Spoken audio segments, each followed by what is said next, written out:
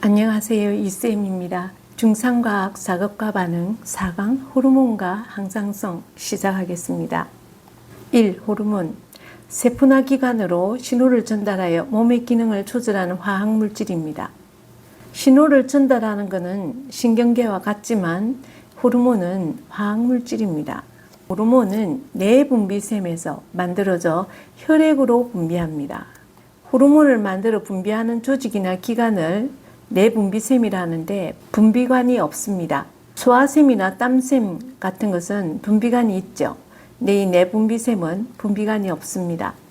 혈관을 따라 온몸으로 이동하여 신호를 전달하고 기능을 조절합니다.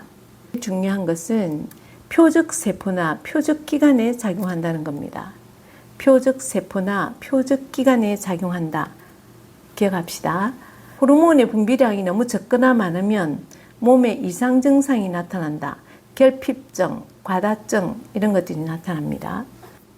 호르몬과 신경계를 비교해 봅시다. 신호 전달 속도, 작용 범위, 효과의 지속성, 신호 전달 매체, 특징 나누어서 보겠습니다. 호르몬은 신호 전달 속도가 느립니다. 느린데 신경계는 빠릅니다. 신경계는 감각뉴런, 연합뉴런, 운동뉴런 해서 자극을 인지하면 바로 반응을 하죠. 그래서 속도가 빠릅니다. 호르몬은 느리죠. 작용 범위는 호르몬은 화학 반응이 일어나는 거죠. 그래서 화학물질이라서 신호전달 속도는 느리지만 작용 범위는 굉장히 넓습니다. 근데 신경계는 딱 자극받은 그 부위 좁죠. 그래서 신경계는 작용 범위가 좁지만 호르몬은 넓다. 효과의 지속성, 호르몬은 길게 이어집니다. 신경계는 짧습니다. 반응을 일으키면 끝입니다. 신호전달 매체를 보면 호르몬은 혈액입니다. 혈액을 따라 이동하죠. 근데 신경계는 뉴런이죠.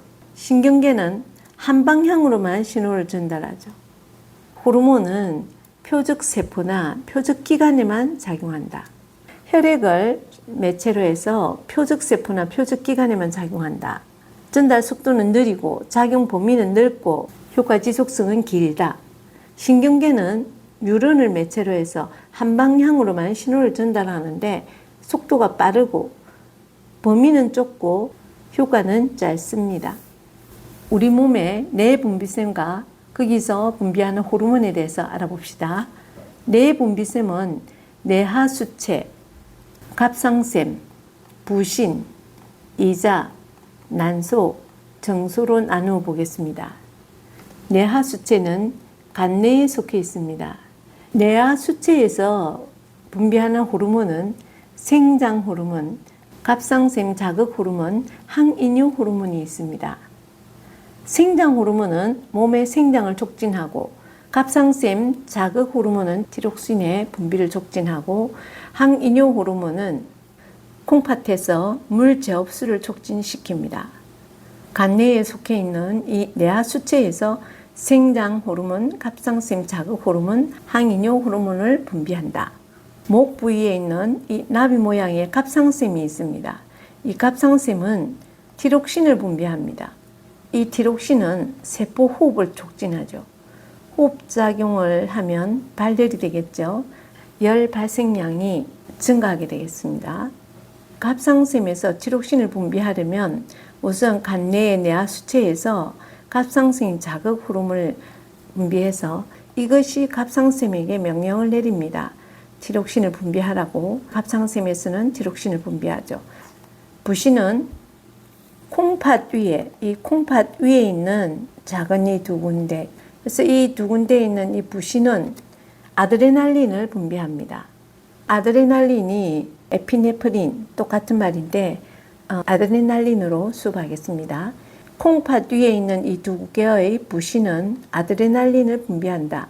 이 아드레날린의 기능은 심장 박동을 촉진하고 혈압을 상승시키고 혈당량을 증가한다. 혈당량 증가는 여기에도 혈당량 증가가 있습니다. 같은 기능이죠. 소화기관에 이자가 있습니다. 이자에서는 인슐린과 글루카곤을 분비합니다. 인슐린은 혈당량을 감소시키고 글루카곤은 혈당량을 증가시킵니다. 인슐린은 당뇨병이 생긴 사람에게 주로 부족한 것이죠.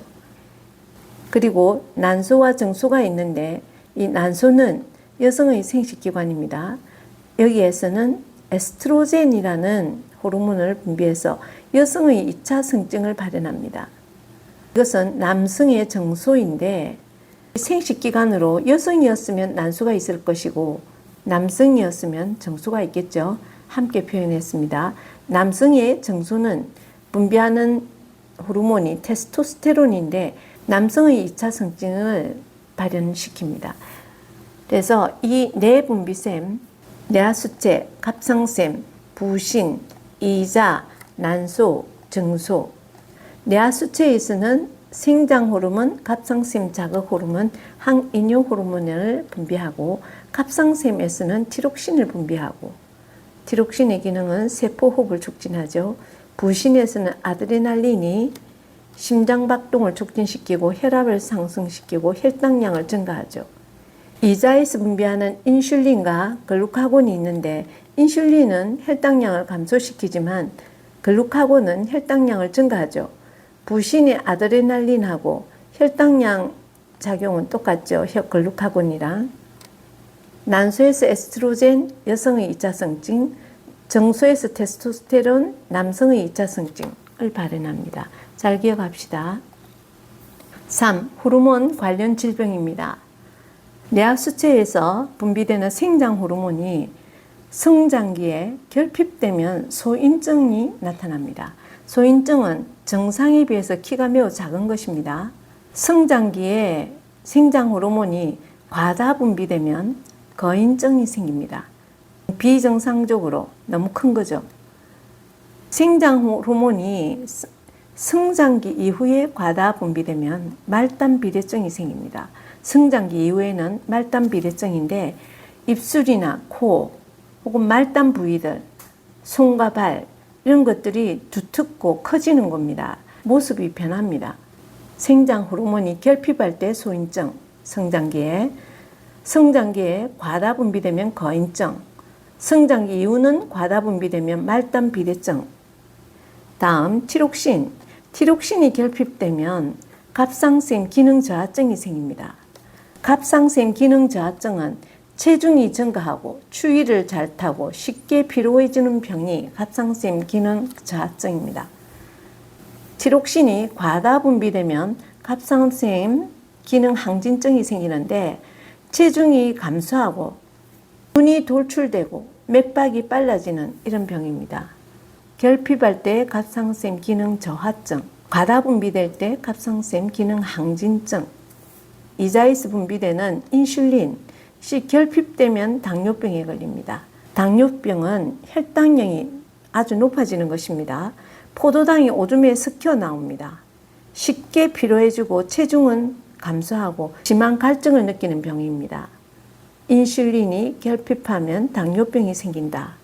다시 정리해보면 생장 호르몬이 성장기에 결핍하면 소인증, 성장기에 과다 분비되면 거인증, 성장기 이후에는 말단 비대증, 티록신이 결핍하면 갑상샘 기능 저하증, 과다하면 갑상샘 기능 항진증, 인슐린이 결핍하면 당뇨병. 4. 항상성. 항상성이란 몸의 환경 변화에 적절히 반응하여 몸의 상태를 일정하게 유지하는 성질입니다. 항상 일정하게. 항상 그 상태를 유지할 수 있도록 해야 생명 활동을 지속할 수 있겠죠. 그래서 환경 변화에 반응해서 일정하게 유지하는 성질. 이것은 호르몬과 신경계의 조절 작용입니다. 이 둘이 서로 반응해서 체온도 유지하고 체온 유지가 안 되면 생명을 잃죠. 다음 혈당량을 유지해야 되고 몸속 수분량도 조절해야 되죠. 이런 것들이 항상 정상치에 가깝게 조절해주는 그것이 조절하는 성질이 항상성입니다. 그래서 체온 조절하는 거, 혈당량 조절에 대해서 알아보도록 합시다. 1. 체온 조절. 체온 조절은 더울 때, 추울 때로 나누어서 보겠습니다. 더우면 체온이 올라가죠. 그래서 고온 자극을 받아들입니다. 체온 조절의 중추는 간내죠. 그래서 간내에서 피부 근처의 혈관을 확장시킵니다. 그래서 땀 분비가 증가하는 거죠. 이 그림이죠. 혈관을 살펴보면 이건 더울 때입니다. 이 근처를 보면 혈관이 확장되었고 혈관이 수축되어 있습니다. 이걸 보고 혈관이 확장되니까 그림을 통해서 여기 땀이 분비되었죠. 땀샘에서 땀이 분비되었습니다. 추울 때는 땀이 분비 안 되죠. 그래서 체온이 올라갈 때는 고온 자극을 받아서 간내가 피부 근처 혈관을 확장시켜서 땀 분비를 많이 해주면 36.5도의 수분 성분이 나가니까 체온이 떨어질 수 있겠죠. 열을 방출하게 해주니까. 열 방출량이 증가해서 체온이 내려갑니다. 그럼 다시 정상 체온이 되는 것입니다. 또 더우면 또 이렇게 반복하겠죠. 너무 지금 현재 춥습니다. 그럼 체온이 떨어지죠. 체온이 떨어지면은 생명을 잃죠. 그래서 저온 자극을 간내가 받아들여 가지고 자율신경은 간내의 명령을 받은 자율신경은 주로 피부 근처 혈관이 수축해 가지고 열이 더 몸 밖으로 못 나가게 열 방출량을 감소시킵니다. 동시에 근육을 떨어서 자율신경이 근육을 떨어서 활동을 하게 되니까 열이 발생하겠죠. 열 발생량이 증가해서 체온을 올라가기도 하고 간내에서 뇌하수체를 통해서 갑상샘에게 티록신을 분비시키도록 하죠. 티록신이 분비되면 세포호흡을 원활하게 촉진시켜서 열 발생량이 증가하겠습니다. 체온이 올라가게 되겠죠.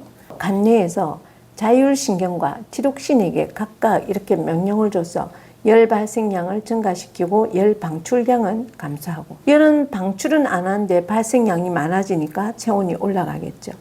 그래서 다시 정상 체온이 되는 것입니다. 이게 추울 때죠. 추울 때, 더울 때, 더울 때는 혈관이 확장된다.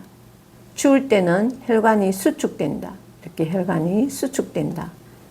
혈관이 확장될 때 땀이 나오죠. 그래서 혈관 확장해서 열 방출량이 많아져서 체온이 내려간다. 추울 때는 자율신경이 혈관을 수축해서 방출량 감소시키기도 하지만 근육을 떨어서 열을 많이 발생시키는 거죠. 체온이 올라가고 또 티록신의 갑상샘에서 티록신을 분비해서 열 발생량을 증가시키죠. 그래서 체온이 올라갑니다. 체온 조절은 굉장히 중요한 것인데 항상성 중에 첫째죠. 체온 조절이 되지 않으면 생명활동을 할 수 없습니다. 두 번째, 혈당량 조절입니다. 혈당량이 높을 때 당뇨병인 사람도 그렇고 일반인들은 식후 혈당량이 증가하죠. 이때 이자에서 인슐린을 분비합니다. 인슐린은 세포에서 포도당을 흡수하기도 하고 당뇨병인 사람이 소변으로 포도당이 나간다 그랬죠. 그래서 포도당을 흡수하도록 그리고 이 인슐린은 간에서 포도당을 글리코젠으로 바꾸어서 저장을 합니다. 당이 적어지겠죠. 당을 흡수하거나 이렇게 다른 형태를 바꿔서 저장을 해주니까 그래서 혈당량이 감소해서 정상이 되는 거죠. 두 번째로 혈당량이 낮을 때는 식사 전에 보통 혈당량이 감소되어 있습니다. 운동 직후도 그렇습니다. 이때 이자에서 글루카곤을 분비합니다. 이 글루카곤은 간에서 글리코젠을 포도당으로 변환시켜 줍니다. 당이 혈액으로 나오니까 혈당량이 증가하겠죠. 부족했었는데 이제 많아져서 정상이 되는 거죠. 그래서 혈당량이 낮을 때는 이런 순환을 하게 되고 혈당량이 높을 때는 이렇게 순환하게 되는 겁니다. 그리고 꼭 비교해야 될 게 인슐린은 간에서 포도당을 글리코젠으로 변환시켜 주지만 글루카곤은 글리코젠을 포도당으로 변환시켜 줍니다. 서로 반대의 반응을 하게 되죠. 이자에서 분비되는 호르몬 두 가지, 인슐린과 글루카곤의 역할이 서로 반대인데 이걸 잘 기억해 두고 혈당량이 높을 때 인슐린, 혈당량이 낮을 때 글루카곤. 문제 풀어봅시다. 1번. 호르몬과 신경계를 비교한 것이다. 빈칸을 채우시오. 1. 신호전달 속도. 호르몬은 느리죠. 신경계는 빠릅니다. 2. 작용 범위는 호르몬은 넓죠.